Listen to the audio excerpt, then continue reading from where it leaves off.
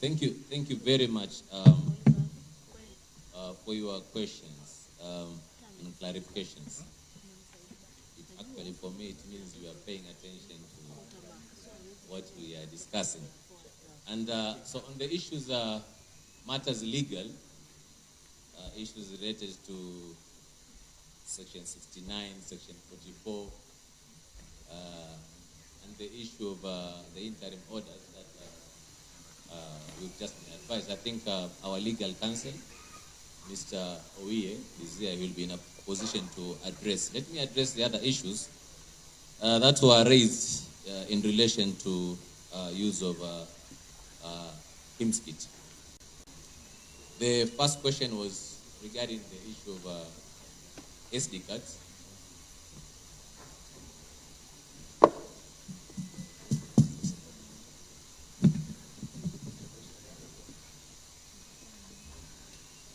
So the first question was on the issue of SD cards and whether the SD cards are actually encrypted or not.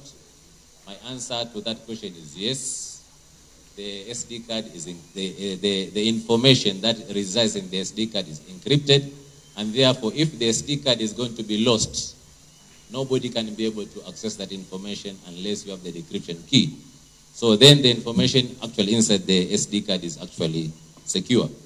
The other question is on the archiving of the voters who have already voted. Yes, the system basically automatically archives any person who has voted. And archiving does not mean deleting. Archiving means that you are marked that you have already voted. And therefore, this information, if we are even to avail it in the future, we can even tell you who has voted. The only thing we cannot be able to tell you who he has voted for who. But in terms of who has voted, what is his age, what is his sex, what is the sex, and the rest, that information can be provided. How effective is the KISII in identifying? How did it, I think we all know, and that we did not have any problem in 2017 in terms of identification. In fact, I want to confidently say that by 5, almost all the voters who had turned up the polling station had been identified. Maybe at that particular time, we were also using a combination of the KISII and the physical register. But in terms of identification, it worked very, very effectively. We never had any challenges. And in fact, you alluded to the fact that the problem is not even identification here. The problem is results transmission. That is what you said. So therefore, we did not have any challenge in as far as identification is basically concerned. Then the other issue was in the tender document, it was indicated that the technology will come with a mobile device management system. So is that mobile device management system there? My answer to that is yes. The mobile device management system is there, and you can be able to use it to poll all the devices that have actually been deployed for the purpose of this election. And we are ready to provide you with all the information regarding the kits that are going to be deployed. And therefore, you'll know which kits have actually been used for the purpose of identification.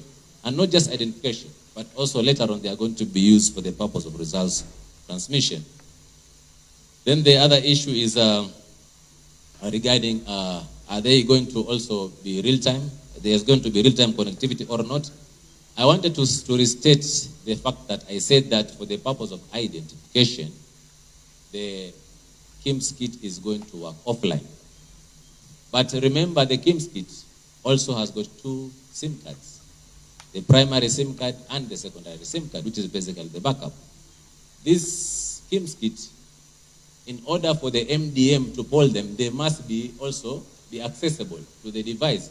And therefore, the MDM will be able to poll using the connectivity. And therefore, you are able now to poll and say, this device is actually working, it's actually at this particular place. And therefore, the KISII, and I also stated before that the KISII will be used to transmit the turnout at a specific time. It cannot transmit when it's not connected. So it's going to be connected so that you can be able to poll and that you can be able to send some information regarding turnout. But in as far as identification is concerned, the KISII is going to be used offline. Now, there's a second question that basically followed that. Is the KIMS kit geo-fenced? And the other backup kits, are they geo-fenced? My answer to you is yes, because at the opening of the polling station, whereby the information in the KIMS kit is going to be for a given sector beyond the polling station. At the opening of the polling station, you use a QR code to lock the polling station to the 700 voters who are actually in that polling station. And therefore, the information that is going to be used for the purpose of identification is going to be the 700 maximum, or the 200, or the 19, whoever has actually been is in that polling station. So the KIMS kit is going to lock itself. It is going to lock itself to the 700 voters for that specific polling station. And therefore, all identification will be going through the 700 or the number of registered voters in that polling station. So that is how the KIMS kit is going to work. I think there was the issue of and also the backup kits. The backup kits also, you also asked whether they're also going to be geofence. My answer to is yes. Before you use them, still, when you bring the backup kit and you insert the SD card, the SD card, you still also need to use the QR code to lock yourself to the same 700 voters. So you are not going to go away from that. You are going to use the 700 voters in that specific polling session. In terms of a gazetted, registered polling station, I think at some opportune time, the Commission is going to gazette the number of voters in each and every polling station. That is going to be done. IBC, can IBC demonstrate what is being populated in the SD cards? I think this is something that the Commission can be able to deliberate upon and provide its direction on the same. But personally, as a person, I have no problem. I have no problem in stakeholders going to observe what is actually being done. Like I said, we have got a factory specifically for producing the KIMS kit. Even as we speak, there are people who are working there. We have not reached that stage of populating information into the duplicating the SD card. But if that is requested, I'm sure the Commission actually, they are hearing and they can be able to provide direction with regard to that. I also wanted to, there was a question for me just to provide assurance that that everybody is going to vote if we are going to use this method. Yes, everybody is going to vote. Who is a legitimate voter is going to vote if we use the KIMS kit. So as long as you come with your identification documents and you present yourself there, because that is the only way we can be able to positively identify you. Like I said before, the default method is to use your biometrics, your fingerprints. But if it fails, you will still give us your identification document. We will take it, enter your ID number or your passport number into the KIMS kit, and it will retrieve your information. Once this information is retrieved, you can be able to see who is there. Remember also, there are people who don't have fingers. They don't have hands. So does it mean that they are not going to vote? They are going to vote because we are going to use that method to identify them. And once we identify, we can be able to see them. The picture is actually there, and therefore they will be allowed. They'll be allowed to vote. There was the issue of where there is no connectivity. What happens? I think we are going to talk about that in terms of results. But I wanted to let this meeting know that as a commission, we are not saying that the physical register should not be used. We are saying that if we are to use a physical register, it should be the last resort, whereby all the other methods have actually failed. And therefore, this should basically be the discussion. Thank you very much.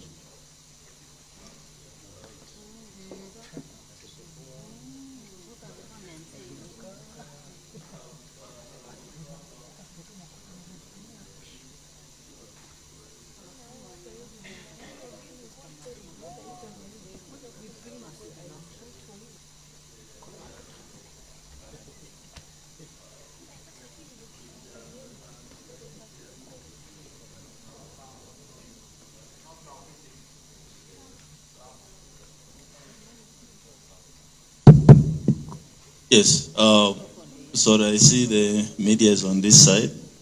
The case in the High Court is coming up on 18th of July for here in the parties hearing. But meanwhile, there are conservatory orders staying the decision of the Commission to use the digital, to use the fiscal. They'll use the digital register exclusively of the fiscal register. That's my understanding from Mr. Paul Mange and Mr. Oye. What we shall do as we wait for the hearing and determination of that case is the Commission then will proceed with the ballot printing as well as printing the register for each polling station in terms of what we have in the KIMS kit as we await that determination of that case or further deliberations. I don't know who went to court, but I'm sure the lawyers then can advise on the way forward. Instead of us discussing here, because the matter's in court, I think we leave it that way for now. We shall print the register as we wait for other deliberations in court and or any other forms of discussions and settlement. I think that will be the way out for this matter. We can move on to the next item. There is one aspect you have not still handled.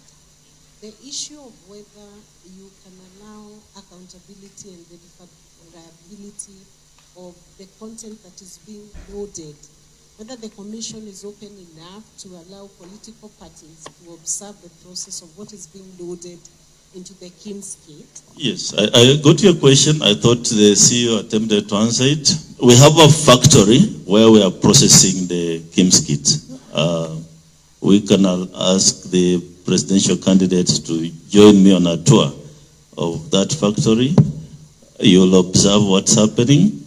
We have not reached the stage where we are loading the data, but the kits have been being prepared. And any time now, we can agree on a date when we can tour, maybe then we can be able to be on the same page.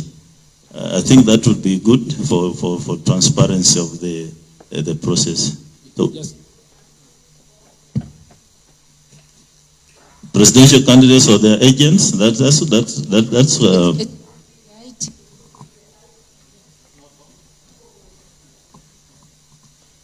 yeah, we can work around that. Let's agree on that. But a very small number of maybe maximum 2 people from each side, because of the sensitivity of the process. So we are open to that. I think the team then, the CEO, can liaise with the good thing is that you are not many, so we can arrange this quickly, and you're all here. By the end of this session, we can agree. Just on a related matter to that, the law mandates the Commission to set up a technology committee. I don't know when you are going to be setting that one up. I think a lot of the technical issues we are discussing will be thrashed out if you set up that technology committee and have stakeholders be part of it. Okay. 2017, we had a committee and somebody went to court, and that provision of the law was declared unconstitutional. So that committee was ceased to exist. So we shall not have a committee with the stakeholders, but we are available to engage, and you work with us this journey. So we shall arrange that team by the end of today. We shall agree which date we are going to the factory, and we see the processes ongoing there. So thank you. Can we wrap this up? Mr. Chairman, I just thought the neater way to wrap it up. What is being questioned is not identification, electronic identification. It's the issue of complementarity. So our ending note should be, it's quite clear that the primary method is electronic. The issue now left open for the court is the complementarity, so that we are clear and we move on. And we'll appreciate short, precise interventions, short, precise answers, so that we can finish. Just one last thing, Mr. Chairman. You know, it is on record that in 2017, 2.5 million voters were not identified through the KIMS kits. And those KIMS kits in 2017 were still new. We have been keeping them in storage for the last 5 years. We have already been told that 4,000 of them are defective. 4,000 out of 46,000 is a big percentage. So therefore, we really are not saying we are opposed to technology. In fact, we are not saying that technology should not be applied. But what should be noted also is that our elections are not 100% technology-based. Technology is a small part of this election. The rest of the election, by law and by practice, is actually manual. The casting of the vote is manual. And a big part of it is actually the casting of the ballot. So therefore, we are not saying we have a problem with technology at all. We also know, Mr. Chairman, that these gadgets... Are we reopening the conversation again? No. On the it's just to expand the areas of conversation. And, you know, these gadgets will be used by human beings. They will not use themselves. And we have a concern, Mr. Chairman, concerning the personnel that has already been appointed by this commission.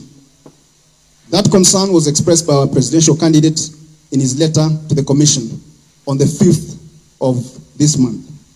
Mr. Chairman, we have noted some very worrying trends with ethnic imbalance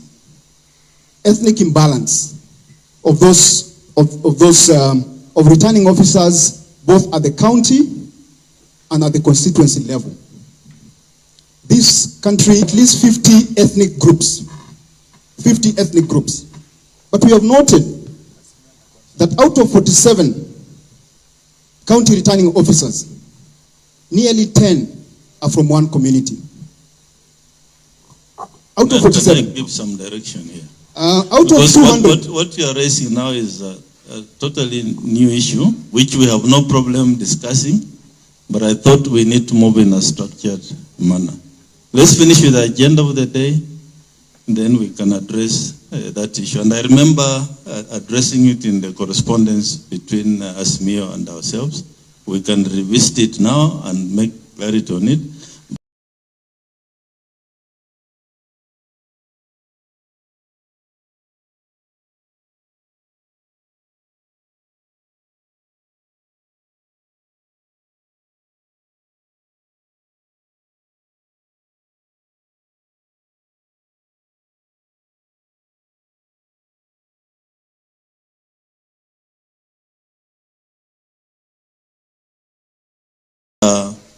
The primary identification is the biometric.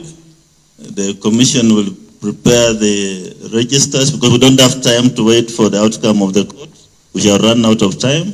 The decision then to make is subject to the court judgment or ruling, whatever will come out, is whether to use the register in the manner we used 2017 or whether we shall have the register at the polling stations, and if it's required, if the KIMS kits fail, then the commission will have to make a decision whether to use it or not. I think those are areas we can revisit when the matter comes up in court. So, Marijan, proceed.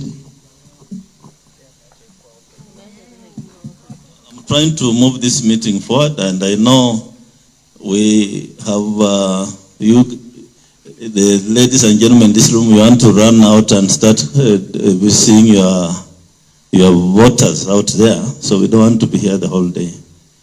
Is it about the register? Chairman, and I do apologize that I had to interrupt, but I appreciate the fact that you agree that you will prepare to have the manual register as a backup, as a secondary document, should the courts uphold and extend their current interim orders. But as we say that, we need to agree on what are the protocols. Because by the time you escalate to fall back on the secondary document, which is the manual register, it should be agreed that this will happen. All agents will have agreed, it's escalated to this level, and approval will come at this level. So it's just not there for you when people feel like it. There has to be protocols agreed here on that point. So I hope we'll work on that going forward. Thank you. Your comment is noted. Thank you.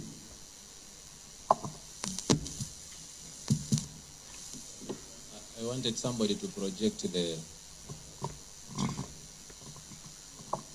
And briefly, not much detail, just run through. Yeah. Very good.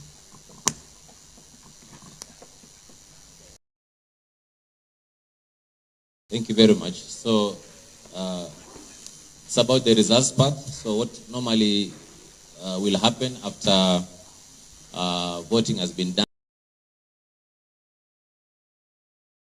counting has been completed, the results from 34 by the presiding officer after the counting, and this results is going to be confirmed by the agents. Once they confirm, then the returning officer, the presiding officer, sorry, and the agents will sign the Form 34A. After signing the Form 34A, the presiding officer will now launch the results transmission application, image of the Form 34A, and transmit the Form 34A to the National Tallying Center as well as the Constituency Tallying Center. And thereafter, the presiding officer will give copies of the Form 34As to all the agents. One copy is going to be pasted on the ballot box. One copy is going to be pasted at the door of the polling station. And after that, the presiding officer will then now move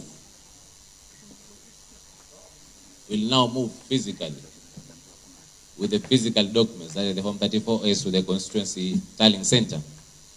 The Constituency Tallying Center returning officer is going to receive the Form 34As, and of course, before that, we would have been in a position to access the images of what was scanned before and sent at the polling station. So through our backend system, the returning officer is in a position to access the images of the Form 34As for the respective constituency. The returning officer, even as they are waiting for the physical copies to come, they will basically populate the information using the image to the Form 34B. Form 34B is a collation of all the Form 34As. Once all the polling stations have been populated, we will use now the physical copy to verify again, entry one by one. The physical copies received will be used to verify all entries in each and every polling station in presence of the political party agents. Once that one now is done, then the agents again will sign the Form 34B plus the returning officer, deputy returning officer. Then from there, the physical copies again will be taken by the returning officer to the National Tallying Center returning officer, who is the chairman. And I wanted to just state maybe what is going to happen at the tallying center. We will have of course, when the presiding officers goes to the constituency tallying center, they will go with 6 ballot boxes, presidential, governor, and the rest. So it will be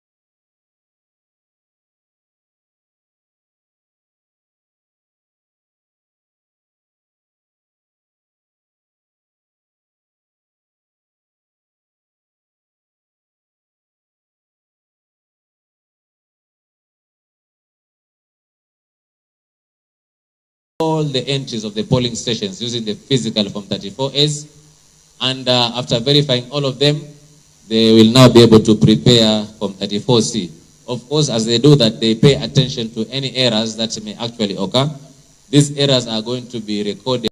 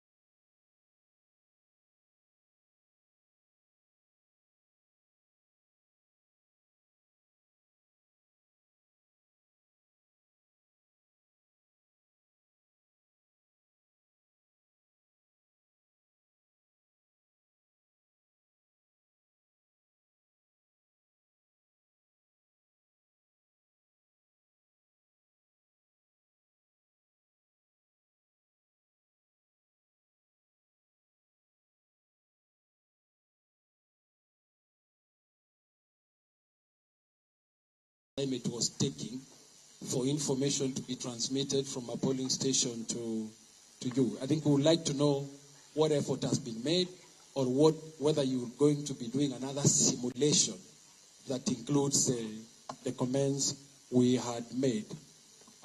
Second, we fully embrace the system of the results forms pathway that you have presented. The bigger concern is on the transmission of the results from the polling station direct to the National Tally Center. And we will ask the Commission to share with the chief agents the GPS coordinates of all the KIMS kits. I think it's critical so that we can know it is actually the KIMS kit that was deployed to that polling station that is transmitting, but also provide a backup access to chief agents so that they are able to confirm the GPS of the KIMS kits as they transmit the results. We will also want you to make assurance not only to us but also to the public on the public portal will be accessible even when many Kenyans are logging in. I think we need that assurance that information will be available at any particular time. And of course, I know the Commission has asked parties to have one agent in a polling station. We are asking you allow candidates, candidates also that are going to be in this election to be able to have agents to represent them in the various polling stations where voters will be voting. Thank you. Unless my colleagues wants to add, I think Dr. Linda Musumba is head of legal in Presidential Secretariat.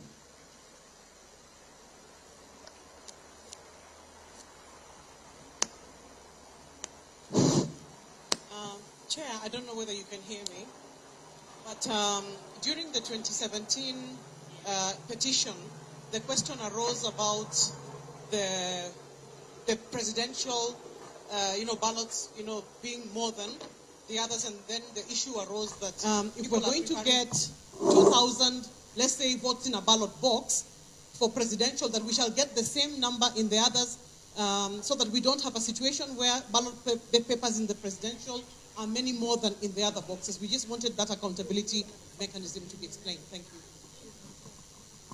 Yes, now on the, let's finish with Uda, you are done. I'll go to Agano, then I see Asmia is not done yet. But let's finish with Agano first. Yeah. Asante mwenyekiti, yangu tu ni kuongezea yale yamesemwa na wenzangu na kusema hivi, ningependa kuomba commission ya kwamba muongezee matangazo ya kuwaelimisha Wakenya kuhusu haki zao kwa polling station. Ni ukweli wa kwamba returning officer hawa wenyu hata hao wanariki kushinda wengine wote. They confuse people, they act like they are the particular place. Na kaza kama mimi sijui kama nitaweza kupata maagent kote, Madera na kwingineko, unajua mimi sina pesa ya serikali ama ya kashfa ya kuandika maagent popote. And I have seen them do these things, but let me finish my point. Let me stick to the point. Let's have some decorum in the meeting. No. Yeah, yes, I'm talking the truth. Please Chairman, run more campaigns, please, on educating on their rights. I agree with the honorable running mate. Allow people to use electronic gadgets to capture what's happening, because there's a lot of abuse that goes on there. And one more point from us, Bishop, very quickly. we want to seek leave, attend to other matters, but we have a very robust team behind us. We apologize for leaving before the end. Wajackoyah.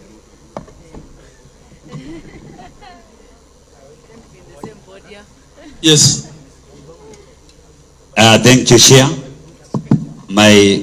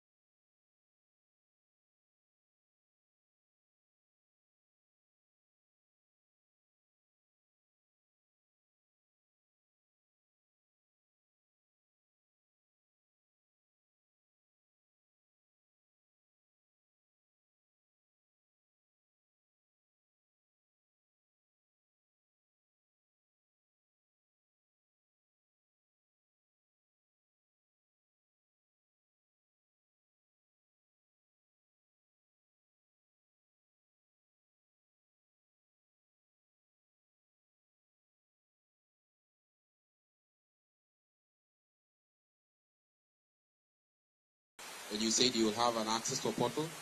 Are you going to allow us to have an API access to that portal? And are we able to get it maybe 2 to 3 weeks prior for purpose of integration? The third issue is the issue of the transmission that has been raised earlier. Is that the process wasn't as successful, the simulation. Are you able to give us, number one, that the same can be done again? Number two, whether the same can be commenced where all the police stations are tested so that we are able to successfully stress test the entire infrastructure. Thirdly, in the 2017 elections, there was the issue of the servers. Are we having our data stored locally, or is it being hosted outside? And if it is stored locally, how certain are we that the entire transmission from the entire 46,000 polling station will be successful? Additionally, Mr. Chair, just on the earlier issue of the KIMS kit, you did transfer from the old infrastructure provider to a new service provider with the Smartmatics. How certain are we that the entire data that was originally stored by the earlier service provider has been transferred? This in regard to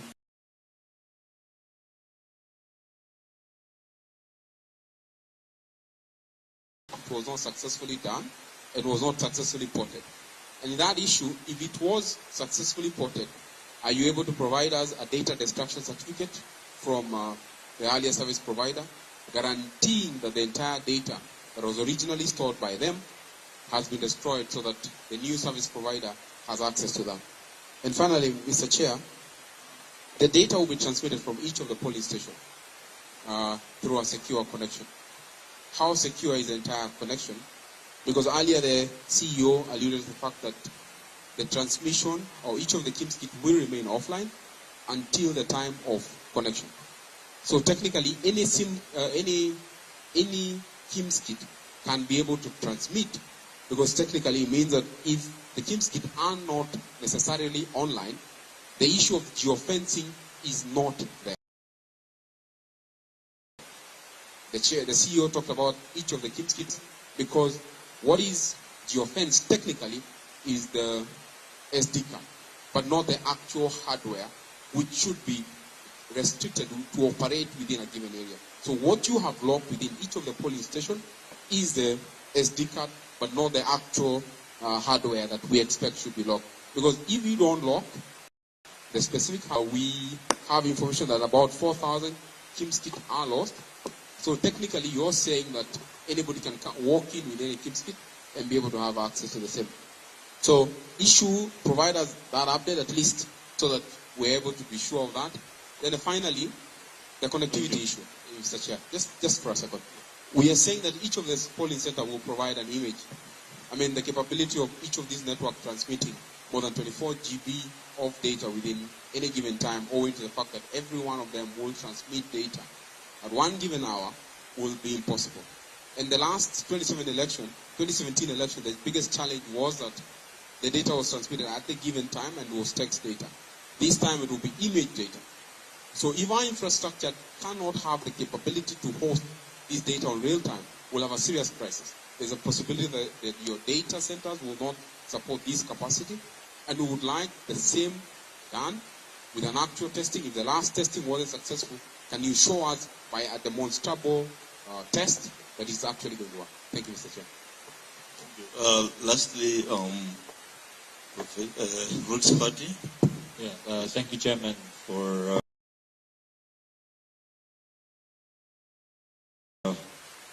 hosting us and the other presidential candidates. We'd like to appreciate what you have always done. You have, as you mentioned, an open door policy, you and your commissioners. Thank you for all listening to our concerns. But for now, my presidential candidate and myself would request leave. We were here the first ones in the morning. We've just started our campaigns and we would like to attend to other matters. Thank you. Thank you. I will ask Professor, you and the CEO and anybody from the technical team to make comments on the on the issues that have been raised, but just suffice to say that at every polling station we shall have sufficient result forms for all the agents of presidential candidates who will be in attendance. Yeah, only 4 presidential candidates, and 4 forms will be available.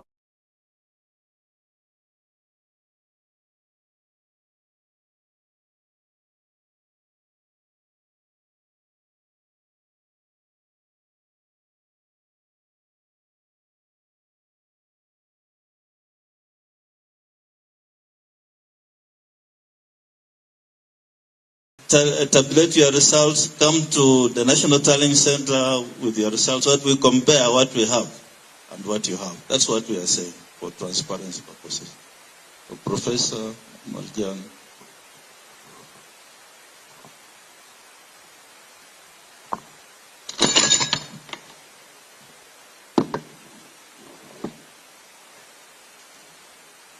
At least I'm safe.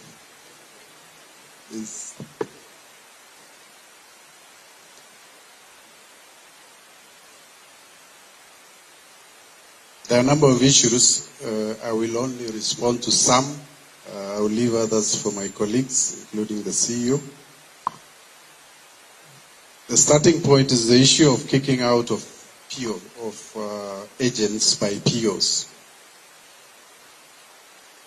We had discussion with our staff yesterday. As you may be aware, we have all our national staff undergoing a planning meeting as we speak in Bomas, planning for the election. And one of the things, one of the discussions we had was about agents.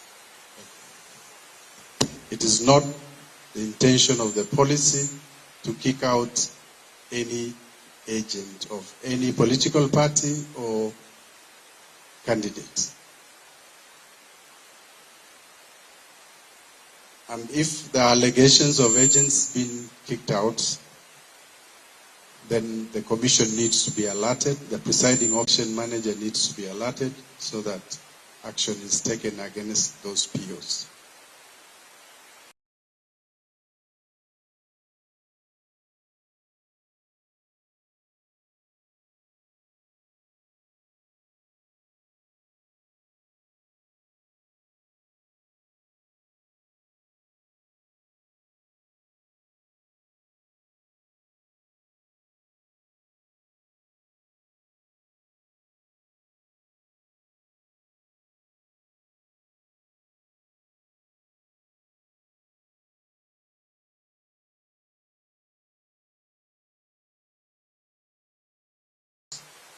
I think we discourage pictures in the polling stations because we want to preserve the sanctity of the privacy of the voter.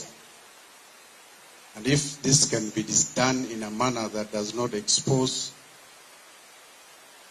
then the commission can have deliberations with stakeholders and see how that can be provided in terms of just taking an image of the result. We can discuss how we can do it. I don't know whether the legal team of Iebc will be in agreement, but I think we can discuss that. Okay? Result transmission simulation challenges. I don't know, somebody has a hand up and I'm still responding. Thank you. Just one interjection. I think the issue of saying that we cannot have cameras in the polling station because you want to respect the sanctity of the secret vote. Nobody is taking pictures in the booth where the person is. That is where it's not allowed. But in terms of taking the result form or taking a video of the returning officer making the announcement, I think we are permitted to do that. I thought I said we will sit with you guys and agree on a protocol. Is that a problem? Okay? I didn't say otherwise. Okay?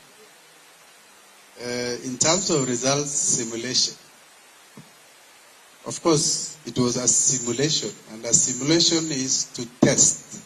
And when you test, it can either pass or not pass. We did a simulation. There were a few challenges. One of the main challenges was that all our MNOs, mobile network operators, were not on board. They had some logistics in terms of moving some of the kits to the far distant counties where the testing was to, result transmission was to happen. So we had a few challenges, and we had internally said we will redo it again.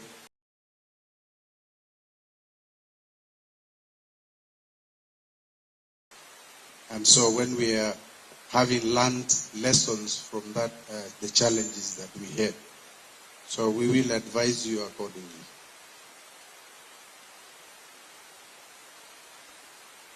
Now, yes, the GPS coordinates of all polling stations will be shared with political parties. We actually gave GPS coordinates to the Communication Authority, and that is how they mapped out polling stations or polling centers that are outside 3G coverage areas. So this can be shared with political parties. Public portal accessibility, I will leave to Marjan to address that. In terms of agents, one agent per party not being enough. We have classrooms as our polling stations. And you know our primary schools, how small the classrooms are. We have elective positions where, for example, in MCA, in the last election, in the range of 40 candidates. Just one elective position. And we have a huge number of independent candidates. So if each candidate is to have an agent, that classroom will be congested. Again, we need to have a discussion on how to better manage the agenting process so that the poll officials and the agents can be accommodated in the classrooms that we have. It is not our intention to shut out anybody's agent, but we need to operate within the spaces that we use as polling stations. Now, the question was asked, how do we ensure the 6 ballot papers that you give to a voter is accounted for? It is the Commission's desire that ballot papers issued to a voter are all placed in respective ballot boxes. We've even made it easier to match the color of the ballot paper with the lid of the ballot box. And this is for purposes of ensuring that the voters are guided. And part of our trainings is to ask our presiding officers to ensure that ballot papers issued are put in respective boxes. If you don't want any candidate, leave it blank, but put in the respective ballot box.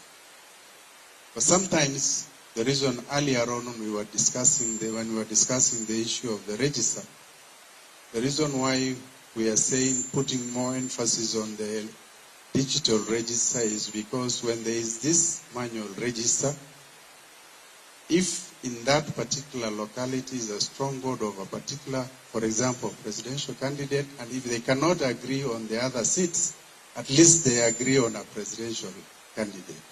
So in that respect, they may issue ballot papers of a presidential candidate and put in the presidential ballot box, and they may not bother with the others. So this sometimes makes a disparity between the figures of voters for presidential and the other candidates. And hence, it's part of the reasons why we are saying, let's have more on the digital. Our focus should be more on the digital register than the ballot, the physical ballot register of voters. So we will train, it's a matter for training, we will train our presiding officers to ensure that the 6 ballot papers issued to a voter are all accounted for in the different ballot boxes. There were issues about somebody asking people in hospitals their right to vote. I think there is so much the Commission can do. We have designated, gazetted polling stations. We cannot convert every hospital bed to be a polling station. And we have no capacity to bring every 6 patient in a hospital to come to a ballot, to come and vote in a polling station. It is a shared responsibility. As Kenyans, if you have relatives, friends that are able, that can be taken to vote, we will be more than happy to welcome them to the polling station and to facilitate their voting. Reference was made to the 1,111 polling centers with no 3G and perhaps what arrangements we are doing. We've had similar incidents in 2017, and as I've always responded to on this matter, funds allowing, we will deploy satellite modems to ensure that we have coverage in terms of network connectivity in those areas to facilitate transmission of the image of the result forms. In terms of API access, I'll leave it to Marjan. You can deal with that. And also handle that together with the stress test for simulation in terms of the digital images that comes to our servers. On the cloud storage, is it locally? We are not using any cloud storage this time. We are using our resources within the territory of Kenya. We are not outside the country. And so, in the event that there will be a cloud, it will be a cloud. Focus is on the infrastructure that we have deployed to be used within the country in terms of the primary and secondary data centers that we have in the country. The issue of all data in MOFO and the transmission data from one service provider to the other, you can, Marjan, address that. As well as the geofencing of kits. Of course, geofencing, as you rightly put it, can only happen once they are online. But the beauty with the kit is that once it gets to that particular station, it cannot be used for another station. And because there is also a SIM, and if this SIM is active, we also need the kit to transmit voter turnout data at intervals of 2-3 hours. So ideally, the kit should be connected to enable that transmission of that data. But for purposes of the register, we already preload it and we do not need connectivity to access details of voters in terms of identification. So I think I'll invite Marjan to finish off the remaining questions. Thank you very much.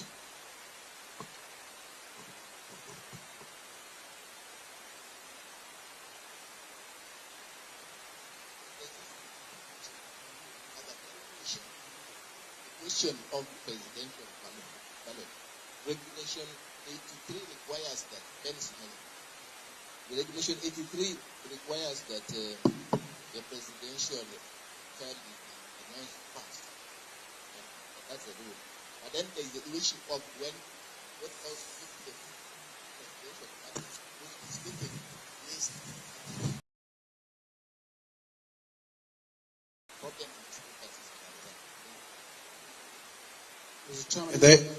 the issue of the counting of the votes, I think the regulations are very clear.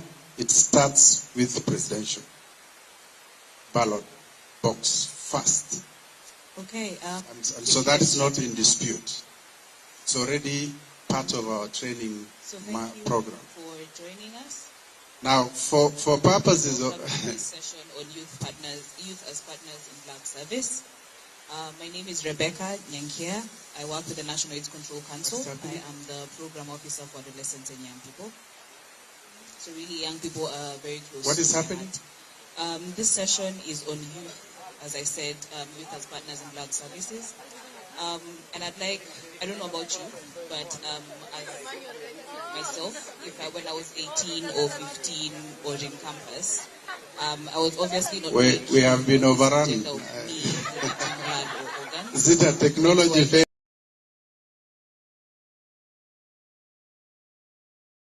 Important for us to figure out how to engage young people more and how to make this an important cause for them. Given that they're the largest number. But anyway, if a ballot paper, for that reason, if a ballot is cast in the wrong ballot box, we also have some people joining us. We will not transfer it to the right ballot box. And I think, Owie, you can correct me. It is a spoiled. So when we get into the stray ballot paper. If it is a stray ballot paper, it's not counted as a valid vote. The purpose of this session, and that is the procedures that we have. Okay? It's already taken care of in terms of our training. In fact, we have spoiled, so the purpose of this session is that rejected, young people, what are some of the challenges that they face in terms of you may want to come and elaborate on that, Owie. how this can be a relevant conversation for them as I'll well. give you a chance to elaborate on that. But if a ballot paper is not in its rightful box, then it's not counted as a validly cast ballot paper. Okay? I don't know if Ben, Prof, if it answers. Okay. Marjan? Yeah, I just wanted to say something from my Mr. Chairman, we appreciate the session. And I just want to know that obviously it's a process. We want to make sure that every phase of the process is credible and believable. And I just wanted to raise the issue of procurement. And that concerns procurement for the training environment. We want some information about where the training is going on, who is doing it, what company is responsible, and perhaps the ownership of that company. And secondly, the question of procurement of technology.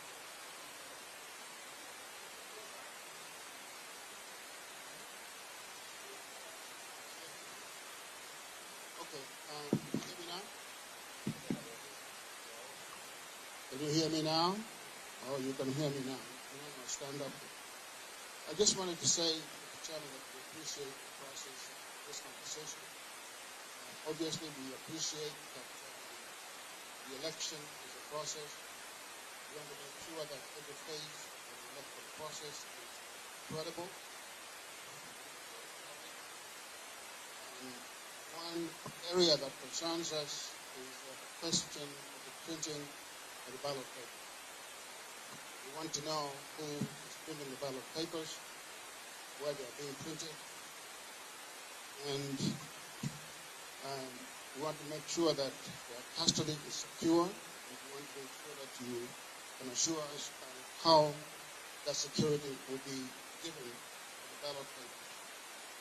It will be important for us also to know who owns the company that is printing the ballot papers.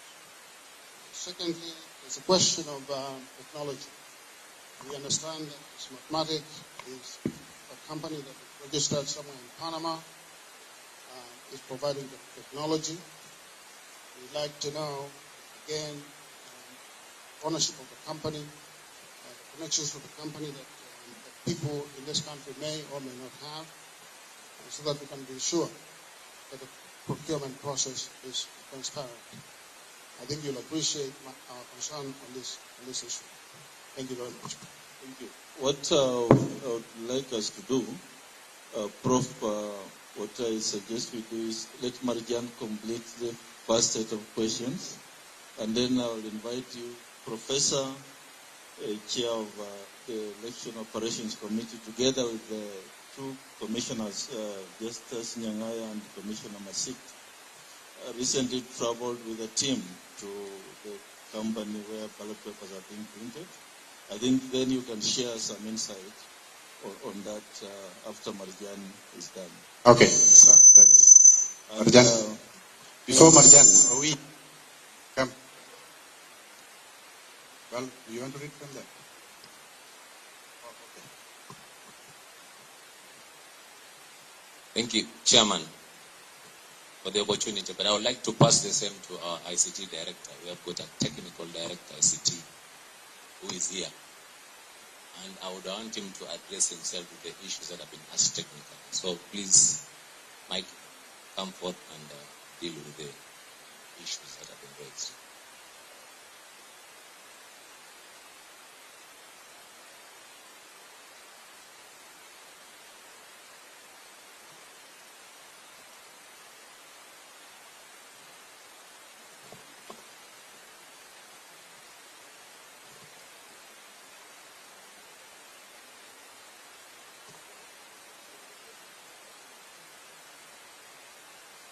Good afternoon.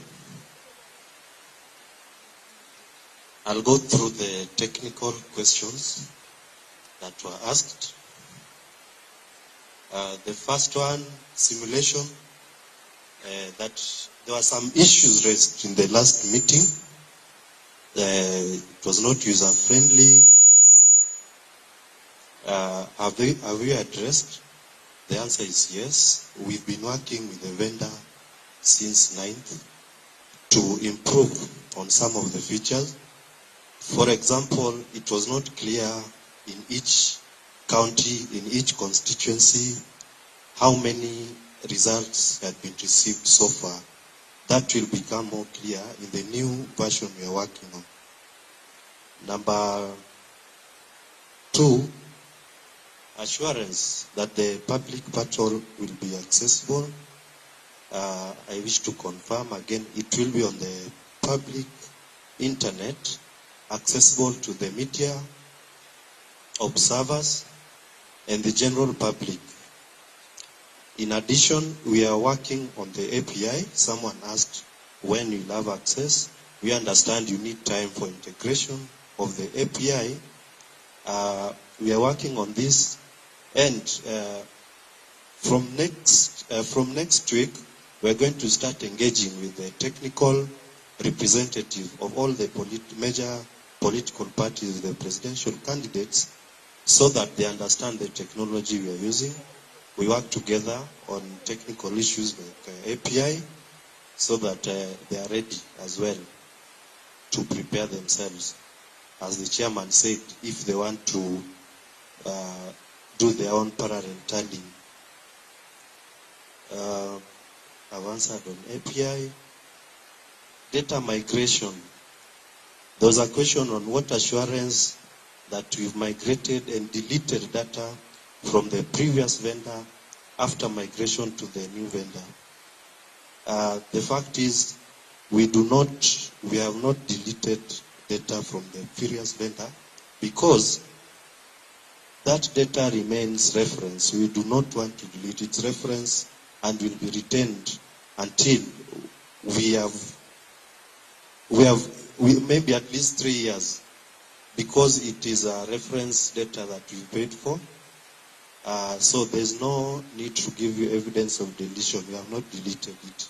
We still keep it as reference. But the entire register, as at that time of 19.8, has been migrated to the new vendor. In addition, we added about 2.5 or so million voters registered through ECBR 1 and 2 and deleted dead voters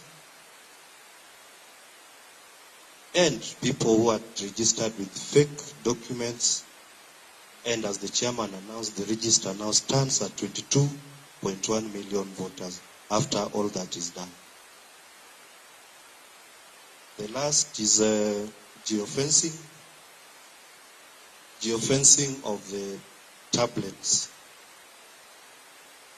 Geofencing means the tablet is marked to only operate from a certain point using satellite technology to mark where it is at any single point. There's a debate on what to do. Do you geofence because it consumes a lot of power?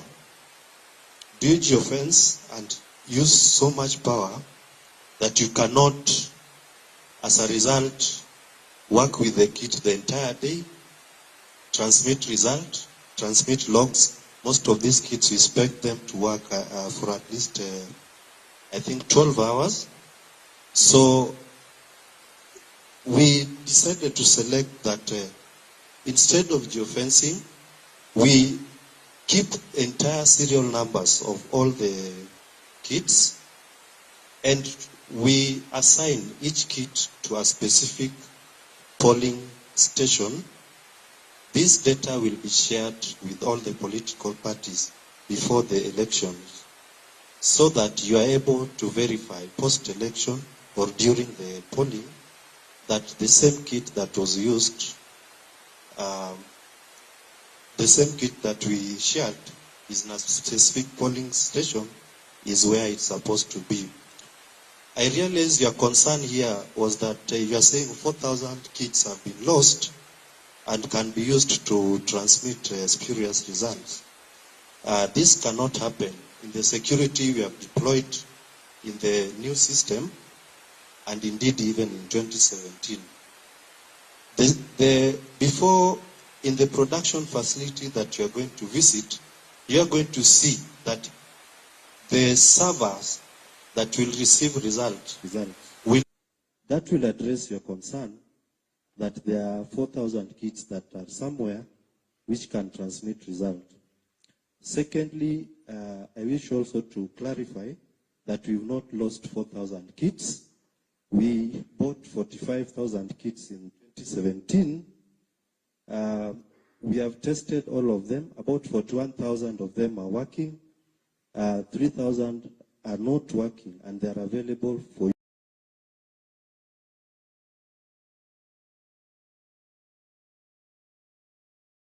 all questions that were asked. Thank you.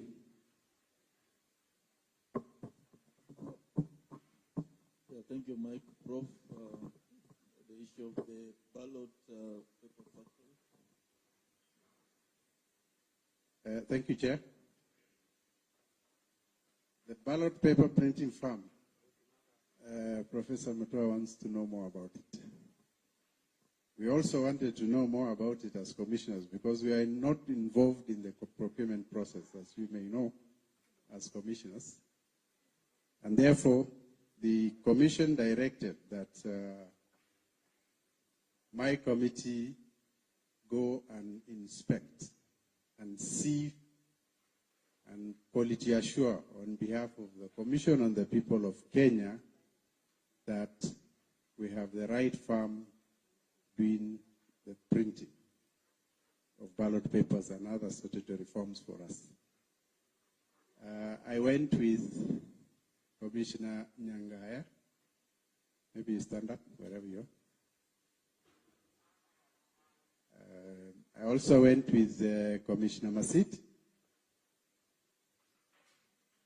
And so the three of us, and we had two technical staff accompanying us, one from the Directorate of Voter Registration and Election Operations, and another staff from the Directorate of Procurement and Supply Chain Management. The company that has been given or awarded this contract is Inform Lycos. This is a company owned by a Greek national. It's a company that has been in security printing business since 18 1997. It is listed in Athens Stock Exchange since 1994. It has a strong European business footprint. It does print works for a number of countries in Europe. In addition, it does work for you in UK and also in US. It also does work for institutions and business companies in Middle East and also in Africa. They have 6 production facilities, and these facilities are spread across 3 European countries. We managed to visit 2 of the countries. We visited the main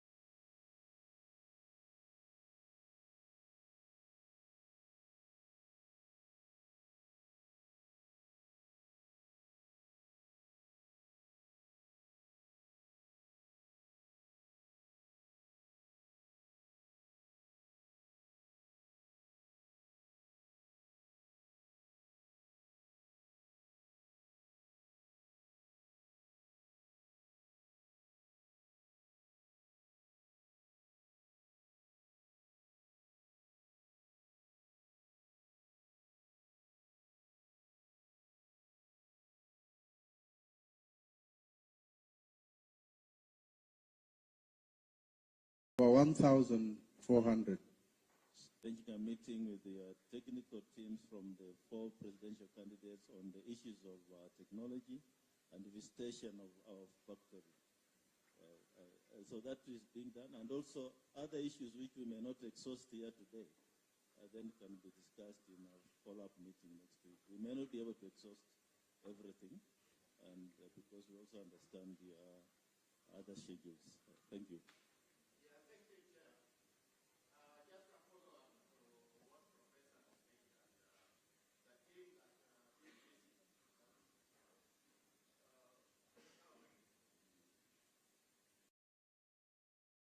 Yeah, thank you, Chair. Now the team that did visit Greece and Romania to check all these preparations, what you say gives us really a lot of confidence. However, we cannot ignore history.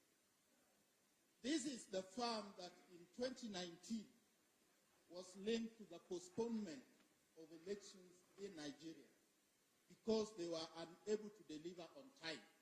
So they might have all those security features. What guarantee did they give you? Because in Kenya, you understand even the impatience we normally have when the station is not open for 2 hours. So if we have to postpone this election even by a day, imagine the kind of crisis we'll be dealing with in this country. Did you ask them about that particular occurrence? And what guarantee did they give you that we'll have this delivered in time? Thank you. First of all, we asked the same question. You botched Nigeria elections. Why should we trust you? The first thing they told us was they were never contracted to do the Nigeria election. The truth of the matter was the Nigerian Electoral Commission contracted a local contractor who subcontracted a Chinese firm to do the ballot paper. The Chinese firm failed to deliver. And they were only contacted at the 11th hour to help them to print the ballot papers that were used in the finally in the election. So they were not the people who were contracted, who made the election to be postponed. I hope I'm clear, because we asked the same question. The other thing that probably I want to talk about, which I think it was part of the questions that Azimio had forwarded, and by Chairman, Azimio is cleverly sneaking in their questions.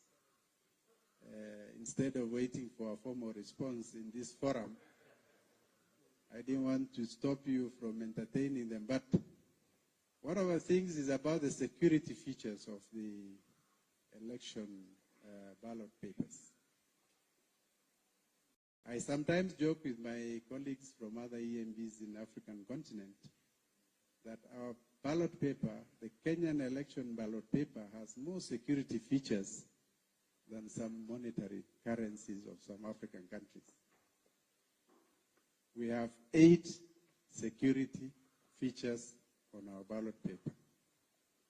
If you want the details, some are visible by the eye, others are invisible, some you need an extra magnifying lens to see, some you need, the UV lights to see.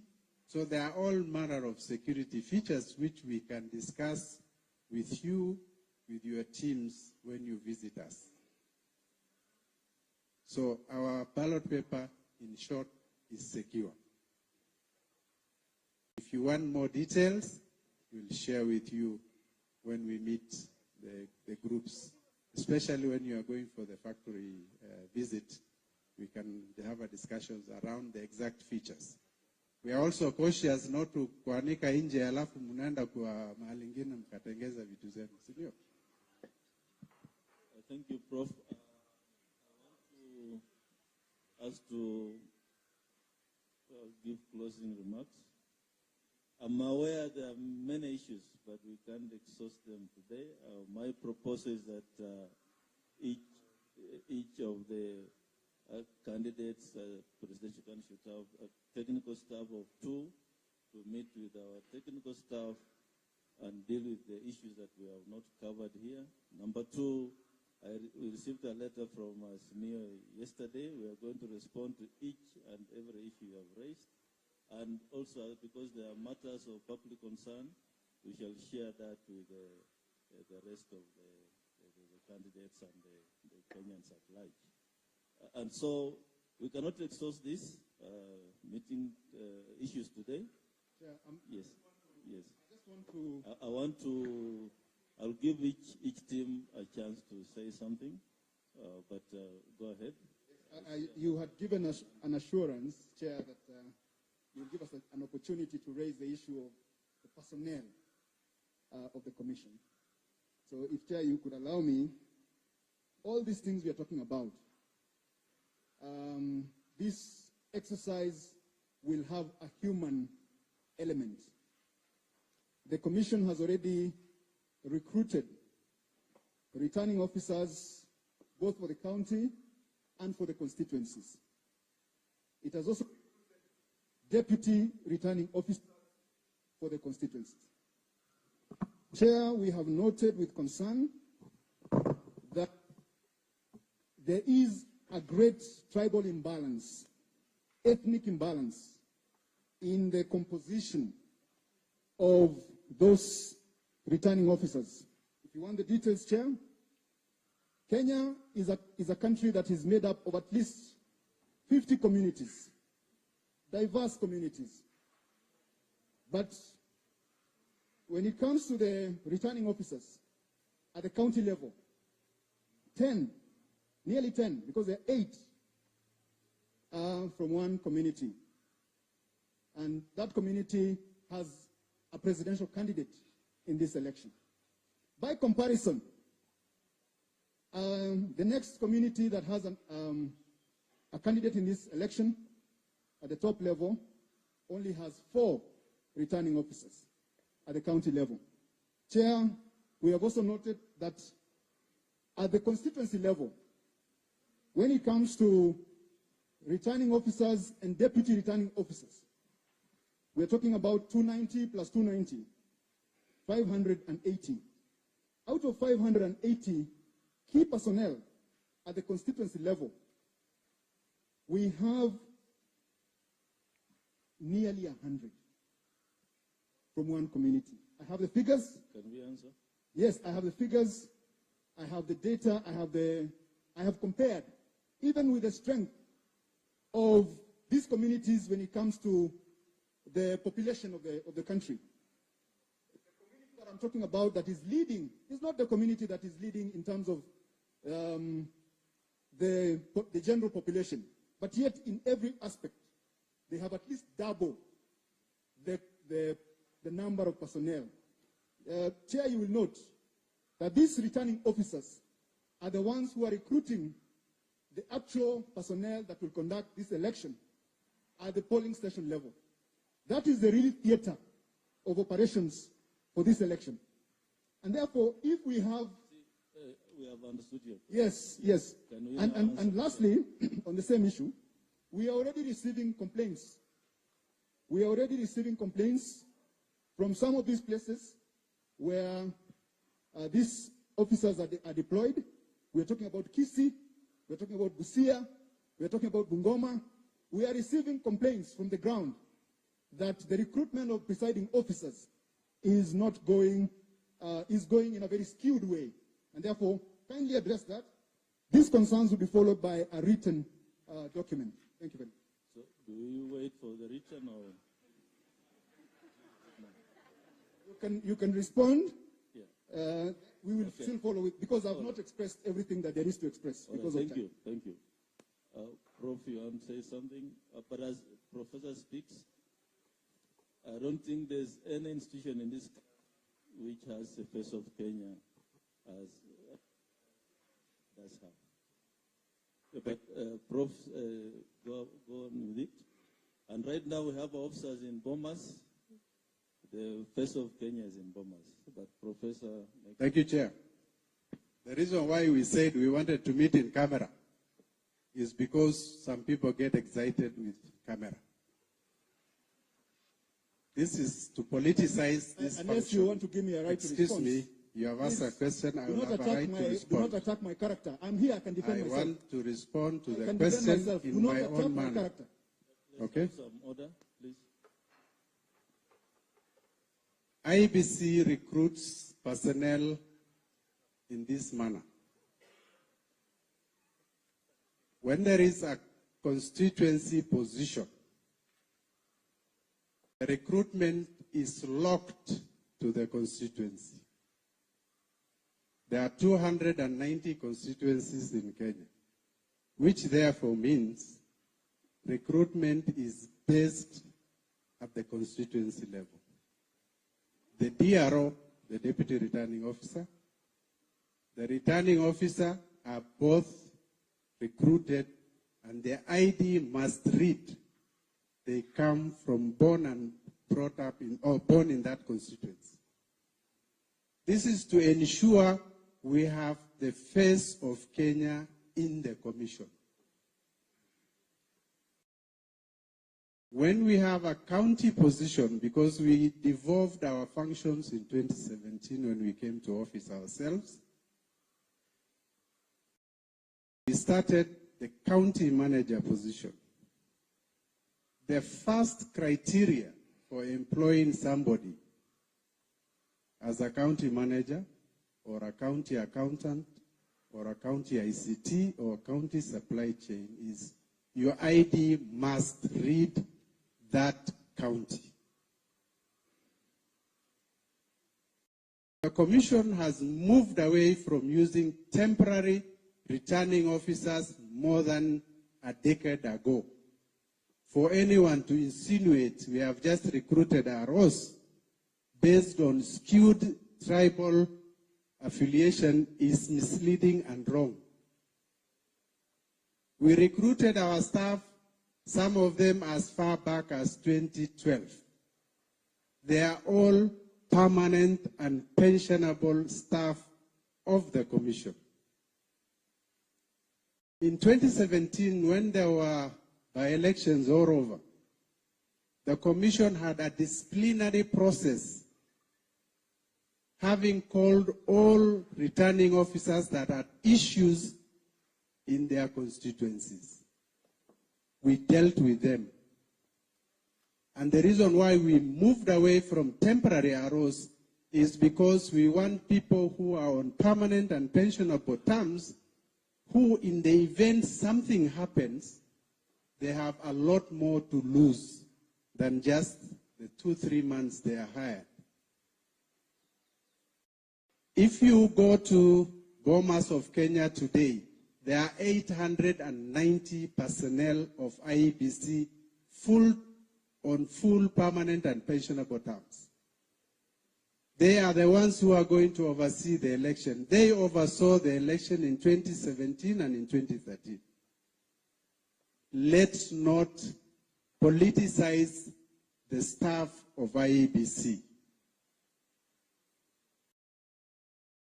We are only recruiting temporary deputy constituency returning officer, one position. We have a permanent returning officer on permanent and pensionable terms, recruited in the manner I described earlier. And we have a permanent and pensionable deputy returning officer. So we are having an additional one that is temporary, so that we have in every constituency one returning officer and 2 deputy returning officers, one of them being temporary. And the temporary returning officer deals mostly with only logistical arrangements and not results. At the county level, we have a full-time permanent and pensionable county returning officer. What we have only done is to give him one temporary assistant to help him in the process. But at his disposal is a county ICT, a county accountant, and a county supply chain. So the issue of tribalizing IEBC or balkanizing into one of the 43 ethnic tribes does not arise. We are not a tribal institution. We are a national institution undertaking a national mandate. And our focus is purely on that. If you have a problem with any postings and you have an individual case, please come and see the chairman and say, I have an issue here.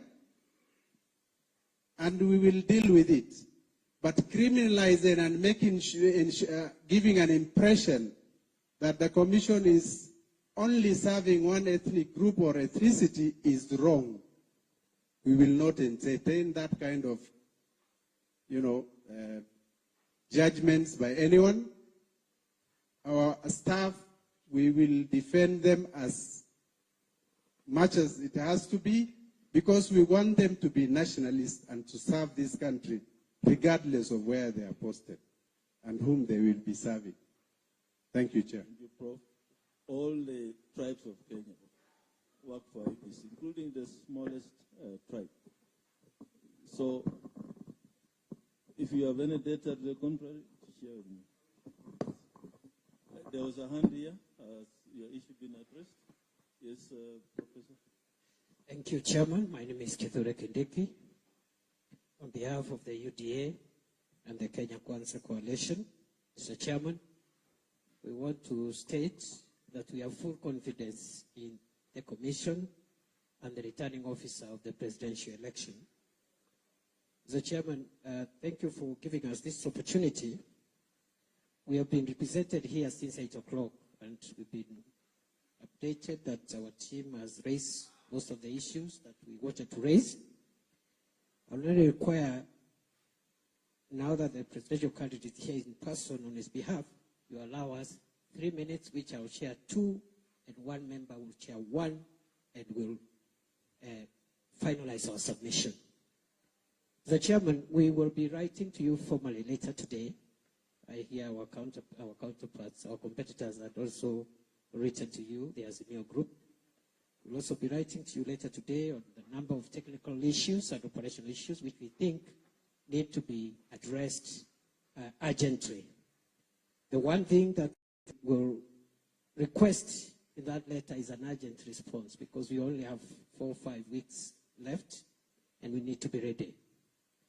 Among the issues, Mr. Chairman, is the issue of the KPMG audit of the register. The gaps that were identified, we want to know them in the spirit of the transparency of the electoral process, both before, during, and after. We'd like to know what those gaps were and whether they have been addressed satisfactorily, because that is very critical. Secondly, if we could even have a copy of that report, because I think they're auditing a public process. It should not be a secret. It should be available even to the media, so that we know what gaps exist, when they will be addressed, and so forth and so on. Number 2, Mr. Chairman, with regard to the loading of the data into the KISII, I don't know at what point the agents of the various parties will be allowed to, at least, I know it's a huge process, transferring the manual register into the KISII and loading the KISII is a very huge and burdensome process, but the agents of the candidates can be allowed to at least sample or have access to that process, again, just for assurances that everything is okay, so that we are sure whatever is loaded electronically is consistent with what would be available manually. Thirdly, the visit to the printer,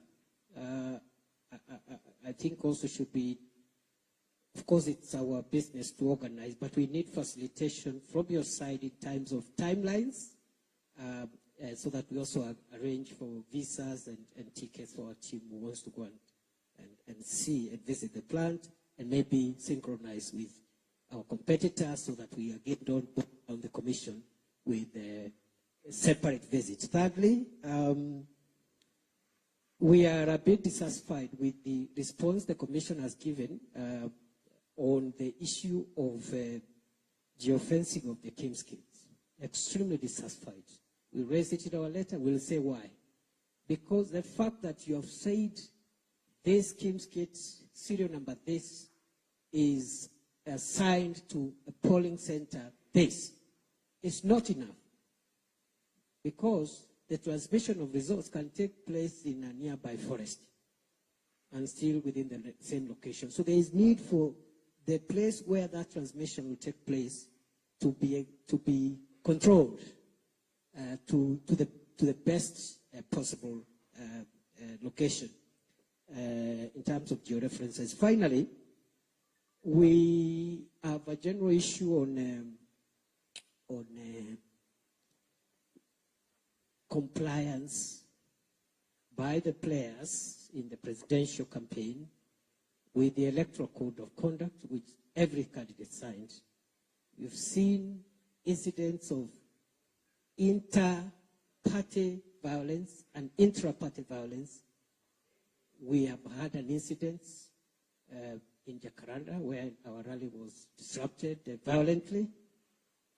We have also seen our competitors the issues in Marsabit among themselves, in Marsabit, in Garissa, in Mandera. It's worrying. Our view is that although the Commission does not have prosecution powers, because we saw your statement, but I'm sure there is something you can do, including warnings or whatever other method you can use to enforce that code of conduct so that the election is peaceful. I'll donate 1 minute to Moses Kuria, member of the team. And half a minute for you, and we won't have a minute. And we were also, that our friends spoke a lot. So there's need for balance of airtime. 1 minute for Moses Kuria, 1 minute for Veronica Maina. I just do the minute, please. We need to move on to the next issue. Thank you. I am concerned about the issue of agents. Because Professor Guli has said that their primary concern is to protect the commission staff, which is rightly so. But our primary commitment is to protect our agents. Elections are not stolen. Elections are lost by agents. So therefore, my concern is from previous experiences of the last elections. The issue of turning away agents on polling day. So the agents turn up, or you don't have original. We already discussed that issue. It was raised in the morning. I think your team were here. Around security because of, please, at the risk of annoyance. So this agent stands up at the polling center. They are told you don't have original oath of secrecy. You don't have original agent accreditation form. You don't have the badge. My question is it possible that you can have a pre-verification on a day before, maybe for the oath of secrecy and the agent form, so that the only thing that's retained by the commission, by the returning officer, is a badge? In 2017, in Kitui County, a Jubilee party had most of the agents stand away up to 2 o'clock. I'm not saying Professor Makamoto had anything to do with it, but up to 2 o'clock, Jubilee agents could not access, and have been involved in a number of by-elections after that. And this is a very, very, very serious problem. Secondly, and related to that, Professor Kuri has said that we want to minimize the issue of photo taking in the polling center, and rightly so. But what happens is that returning officers and presiding officers curtail excessively communication, so that even if there is a problem, we don't get to know about it. And I'll give an example of the Msabweni by-election, where we had serious problems communicating with the agents on the ground, because the returning officer becomes a power by officer, a power by themselves. You cannot make the phone call, you cannot do this. Why are they agents? How will we know when something goes wrong if presiding officers develop their own rules on the ground? Finally, on the issue of mass transfers, we are dissatisfied with the vague answer that was given about the 3 officers and the action being taken. The reason being that one of the cabinet secretaries had said publicly to one of the presidential candidates that they know their work and they are doing their work. Could this cabinet secretary be one of the 3 people at an investigation? Thank you. I think for my 1 minute, Chairman, I think we have spoken a lot and we have given our views as the UDA and Kenya Kwanza coalition. But there is one question that we need clarity from your end as the presidential returning officer. Which form exactly are you going to be using for tallying the presidential result? We have the Form 34A and we have the Form 34B. And supposing the Form 34B has an error and is not indicative of what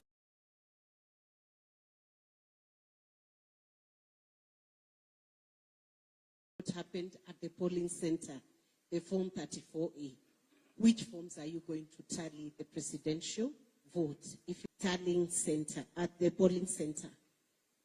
Will the parties have an opportunity now that we would have taken photographic image of the Form 34A?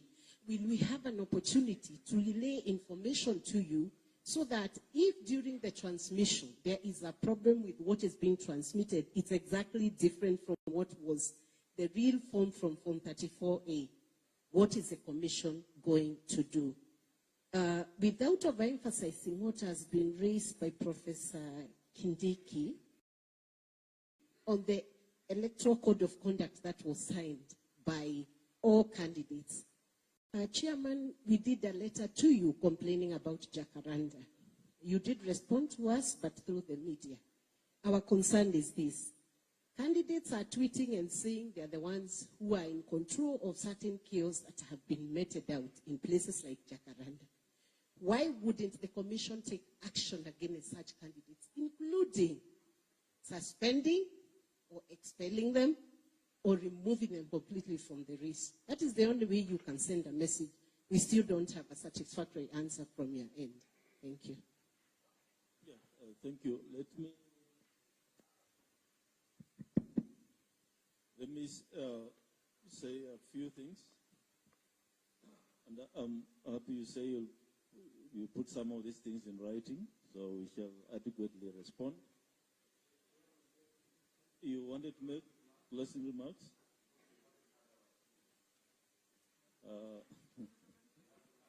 I heard you several times. Yeah, please make it brief. Yes. My running mate will give our closing remarks, please, because we will work as a team. And we'd like to do them from in front there. The camera isn't getting the right shot. Please keep to the Yes, we do keep the 2 minutes. We'll give from here. We don't know why we had to be pushed to that corner, but it doesn't matter. Keep to the agenda of the meeting. Yes. Keep to the agenda of today's meeting. Yes. The politics will be. I wrote to you for this meeting. I itemized the issues. Please. Yes. Please go ahead. Yeah.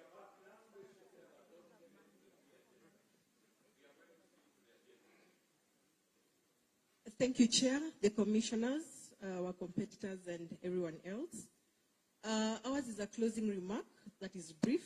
The IBC, we thank the IBC for inviting us. Allow me to read. The IBC, we thank you for inviting us for this meeting.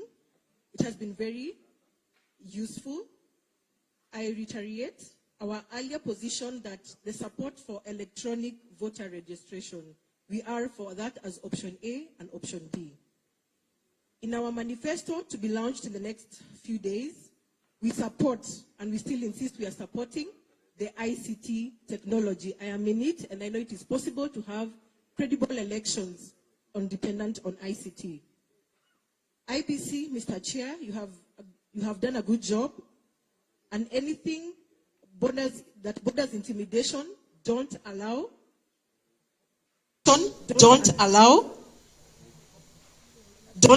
it. The ground has changed. Kenyans are depending on you. Do what is right. We know that your job is not easy. During the nomination, we learned that some of your staff did not sleep for 3 days. Going to the 9th, 2022, you might even go for a week or so without sleep. You have our prayers, and because we shall be praying for you, you shall overcome. For Kenya, keep peace and more peace. Elections come and go. Don't fight. Our request is to vote and change leaders. Thank you. Mr. Chairman, what in that is outside your agenda? Thank you very much. Yeah, I can add you another minute.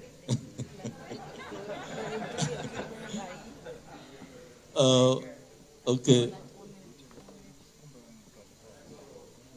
Yes, please come. I have been vaccinated.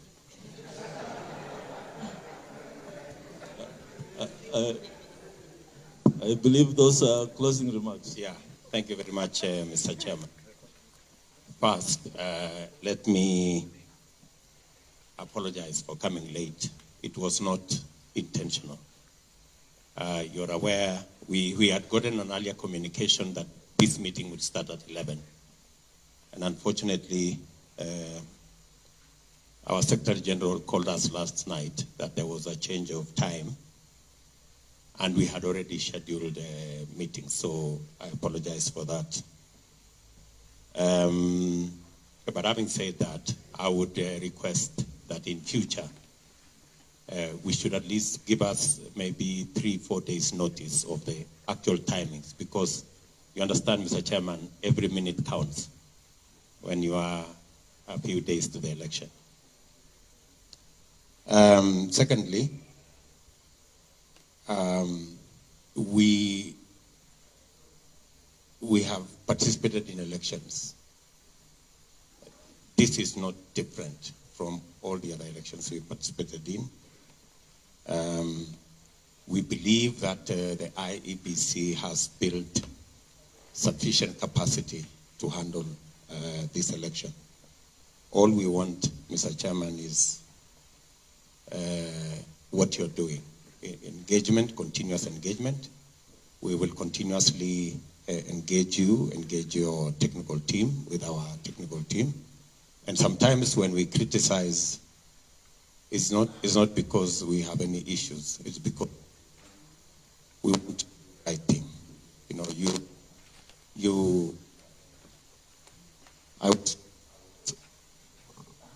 I was once told by Paul Muite that when you support a government, you criticize it when it goes wrong. So sometimes when you see criticism, I think in that spirit. Two final things. Thank you very much. Two final things. We all agree that we are, the digital highway is the place we are going. We support your commitment to the electronic register. We are trying to move our parties to also have nominations like our competitors using an electronic register. So I think that's the direction we want to go. There has been notions that are not correct, that Kenya Kwanza wants a manual register. We do not want a manual register. If you give us sufficient safeguards that an electronic register will function without any chance of failure, then we are good. And finally, I was amazed at the number of staff, permanent staff, IEBC have. 800, in the region of 800 plus. Mr. Chairman, that's a very huge resource which Kenyans pay for. You should consider in future deploying that resource to help us with nominations in parties. I think really there should be a consideration because it's a national resource. I shouldn't be waiting to just run the elections. They can also help us run nominations in our parties with the expertise they have. In any case, Mr. Chairman, a democratic election will be heavily informed by the kind of nominations we do. If the nominations are not democratic, you end up with elections that are not democratic. So I think going forward, you should consider as IEBC working with political parties so that we can leverage more on the resource you have, which is a public resource, to assist grow political parties as institutions of governance. That because I believe that the strength of a democracy is dependent on the strength of the democratic institutions, including political parties that exist. Finally, we have no problem with any Kenyan serving in any capacity, so long as they have been recruited competitively and they have the requisite skills and competences. We have absolutely no preference for any Kenyan from any community. And if our competitors have a problem with certain Kenyans who come from certain communities, you can work out with them. We have no problem if they are replaced.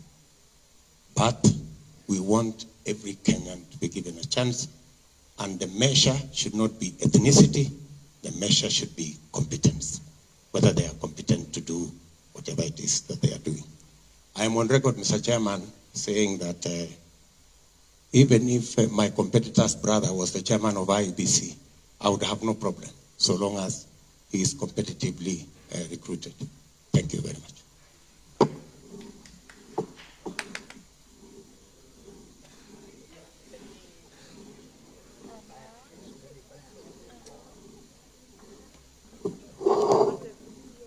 Yeah, can you hear me?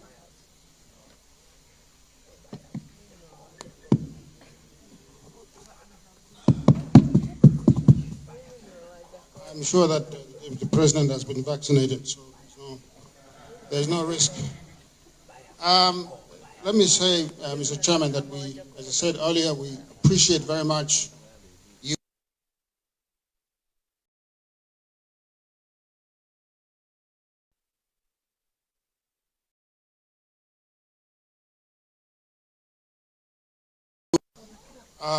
I think of the political parties represented here, I can say that we in Azimio are the ones who have had historical grudges with the electoral body.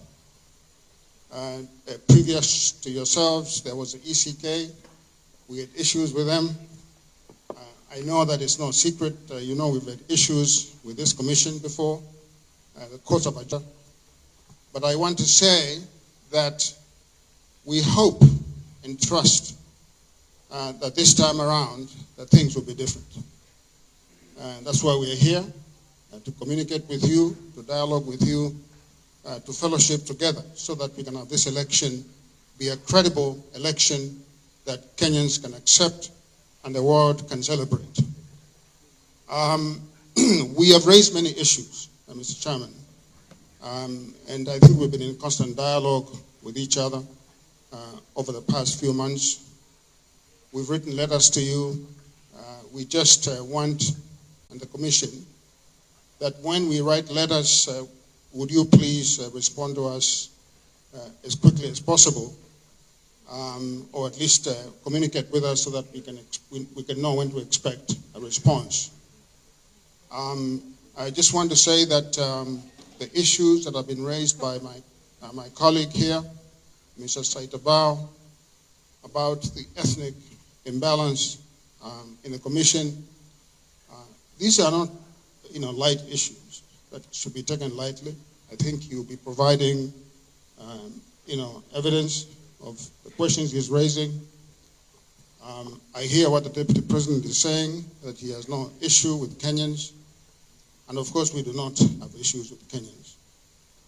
But I think that the principle of inclusivity requires, as our Constitution dictates, that public bodies be representative, that they represent the people of Kenya and represent the face of Kenya. I think we've seen some discrepancies. I agree again with the Deputy President that merit is important, but our Constitution also dictates that we look at other vectors of identity, such as region, such as gender, such as disability.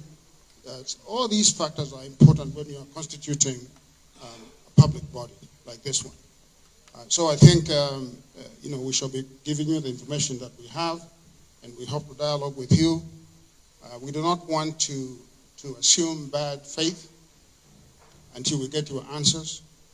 The Russians say trust but verify. So we are trusting first, but then we'll verify after we get your responses. So, Mr. Chairman, we are grateful to you and the Commission, and we look forward to a free and fair election. Thank you so much. Roots Party, you have... Yes. Thank you, Chairman. My name is Brano Okech. I'm the head of campaign secretariat for Roots Party, headed by Professor George Luchiri Wajackoyah. Chairman, you may have noticed that we have donated a lot of our time to Azimio and Kenya Kwanza. It's because we really appreciate and understand the sensitivity and the magnitude of the work that you do. And most of the time, as politicians, as political parties, we do not really take time to appreciate the kind of work that you're doing. So we continue to express our confidence in the work that you're doing. We'll continue to support the Commission where we are needed. And we are appreciating so much that you continue to engage us. And we hope that this will continue all the way to the general elections. Thank you. Thank you very much. Let me stand. I've been sitting for too long. You have asked a lot of questions. The media. Yes, please. Now, let me deal with the questions, then I'll sit, I'll allow the media before I finalize. It is your response. Oh, you want? I thought you wanted to ask questions.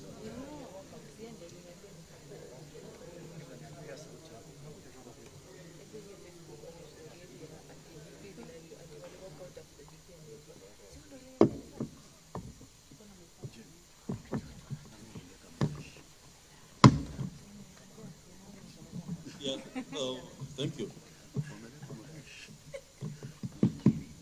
So in closing, I'll start off by saying that a number of issues which have been asked by our stakeholders, it's not audible. Are we okay now? No? Can I have another mic?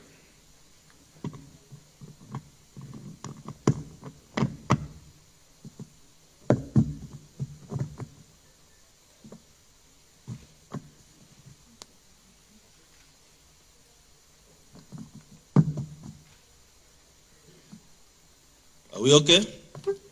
Yeah, thank you. A number of questions will be answered by the technical team. Next week, Marijan convened that meeting. We invite two from each of the presidential candidates to deal with the technical issues. One of them being visitation to our factory, where we are preparing the KIMS kits. And a lot of questions then will be answered when you do the visitation, how the process is ongoing, how the SD cards will be loaded. There's a whole team working on that. The issue of the register will be, of course, addressed. The register will be shared with the stakeholders and broken down up to the, I believe, polling stations. You'll have that information so that you can also prepare for the big day. Visitation to the ballot paper factory, I think dates will be given when the team is going. Unfortunately, IEBC does not have a budget to finance the stakeholders, so we shall ask you to look into your kitty, but the dates and arrangements will be made for purpose of visa arrangements and travels, and of course, being welcome to the other side. So issues around geofencing, the technical team will give you more information, anything to do with the KIMS kits, and other questions that you are burning to be informed. I only want to comment on two issues. Of course, our presiding officers work under regulations, and the entire IEBC team works under the election regulations. So they don't make laws on the ground as they stand. We work under a legal framework. I just want to comment on two issues. One, the result is Form 34A. That's the result we are going to use. That's the result the National Returning Officer will be tabulating to ensure that whatever is in 34B corresponds with 34A. The result at polling station is final and cannot be changed. If there are errors, we shall note the errors. We have created an error form, and that form then will be shared with the court. If there's any petition in the Supreme Court, the results will be submitted together with the error forms.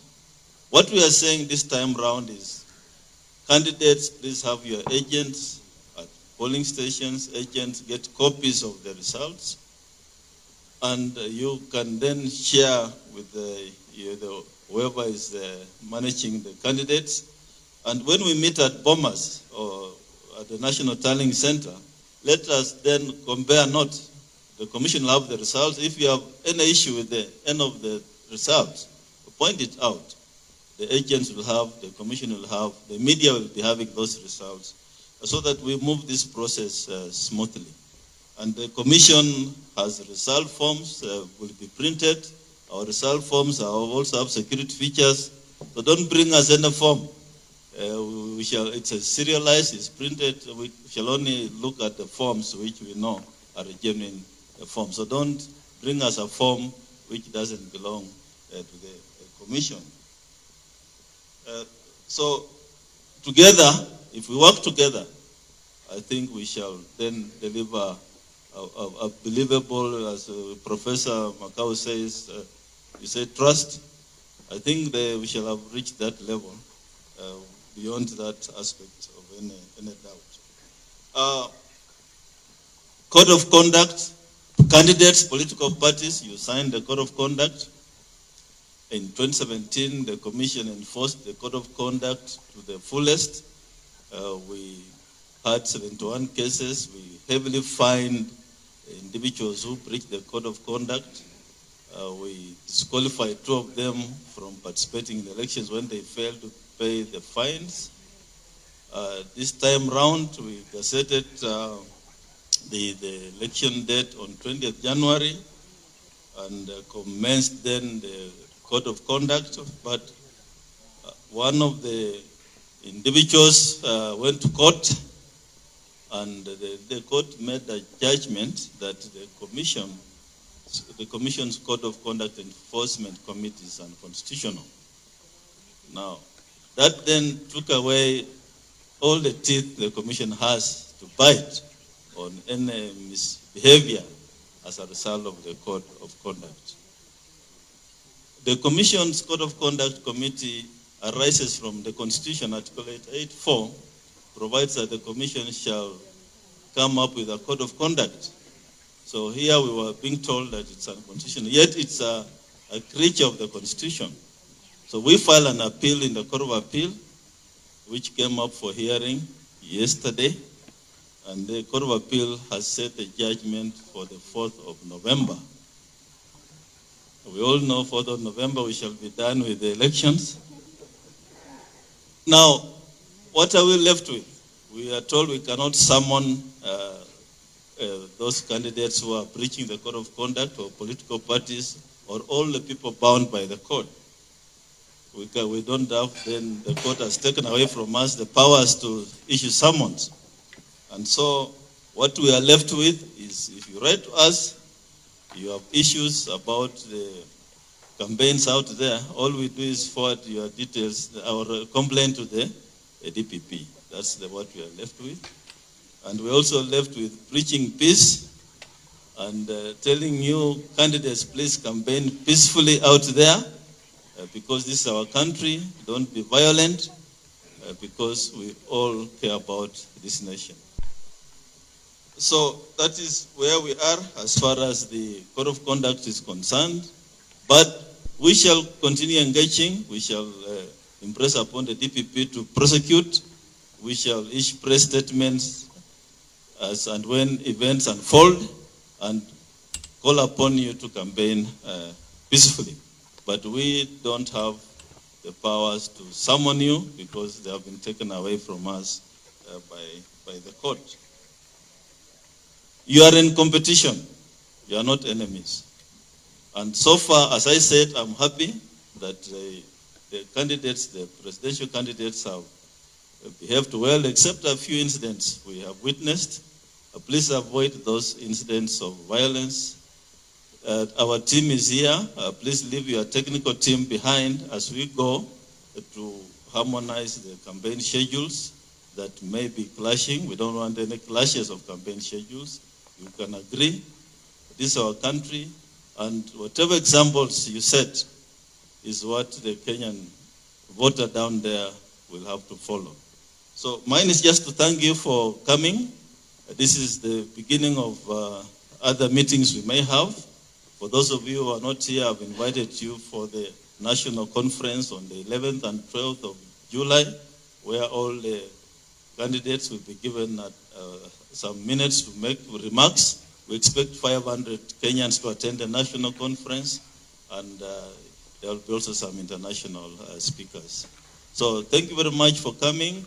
I'm told lunch is served, and we look forward to further engagements. And I also look forward with my team to give Kenyans a free, fair, and credible election. Asante sana.